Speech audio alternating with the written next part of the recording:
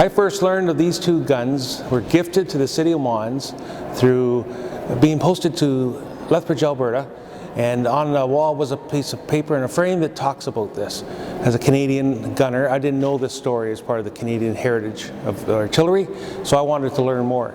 In the transfer, it talks about the guns being gifted to the city of Mons by the government of Canada, and there were two guns, one a 4.5-inch howitzer from the 36th battery and an 18-pounder from the 39th battery. The 39th battery actually was in Lethbridge, so that was part of my history now because that's where I was stationed. And I asked some of the local people in the reserves who knew anything about this, and no one unfortunately did of the people I asked.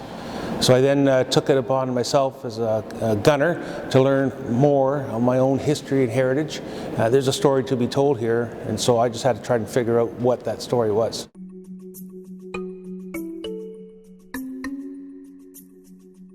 So from there, Brigadier-General Stewart, who was the commander of the artillery for the 3rd Canadian Division in the war, but was also the person responsible for raising all the artillery in Alberta.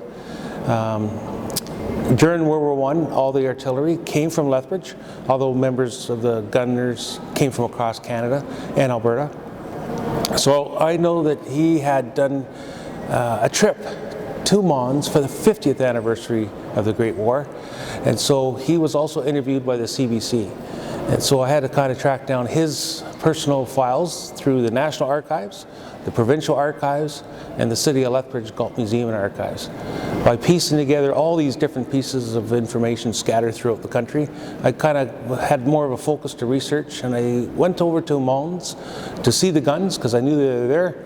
Unfortunately, the first trip I made of two, the guns were no longer on display like any museum. Their artifacts changed, and they were in the basement. And so I was quite disappointed. The only souvenir I got from that trip was a piece of paper saying it was a session to the museum and a photograph of the guns.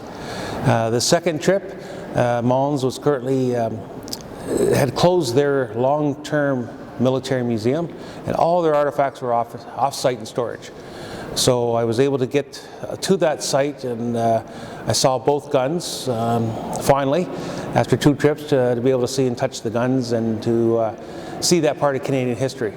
That for me brings it to life when you actually see the artifact, because the artifact long has fallen silent as a voice, and the breech is cool. There's no more ammunition being fired. But what can that gun tell me 100 years later? And so I've been able to find out a little bit more information and track down some of the relatives, which is important because, like so many people today's generation, they don't know grandfather's stories. He was in World War I, or he was in World War II, or she, but they really don't know too much more than that on average. And so I've had a chance to track down some of the relatives, and in some cases they didn't know the story. In some cases they knew it fairly well. And so as much as I like to give back, I also like to listen to the stories and help develop the greater story.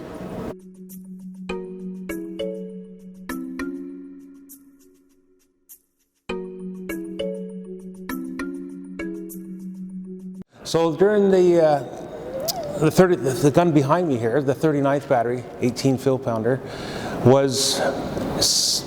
came into possession of the battery sometime after the Battle of Vimy Ridge.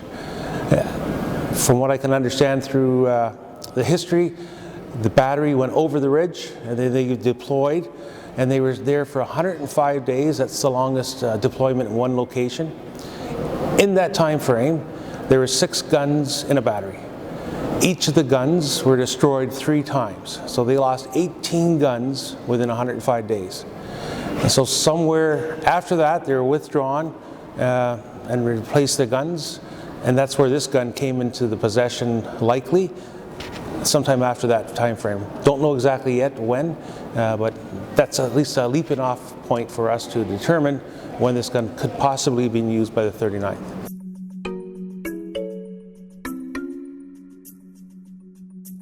You know, it's hard to tell. A lot of guns were, because not every gun was brand new issued. Some guns were refurbished. And so we don't know that for a fact. But when you look at different parts of the guns in that time period, because the guns are all made the same, there's different parts that are upgraded or changed and replaced, so you'll find different dates of different parts on the gun versus the same date used throughout in the construction and fabrication of the gun.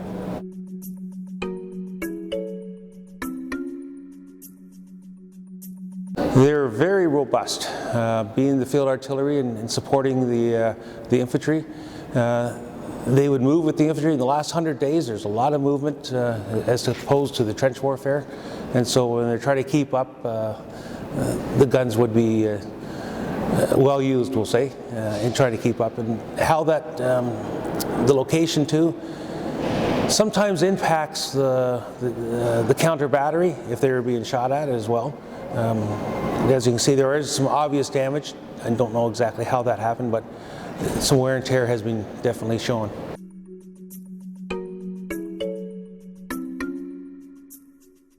At the beginning of the Second World War, the Mons curator, George Lecoulp, had ordered the guns to be hidden. And so they are actually hidden in piles of wood and kind of camouflaged.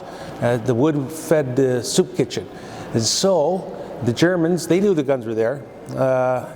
Much like in Canada, we had some German guns as war trophies, and we had melted many of them towards Canada's war effort.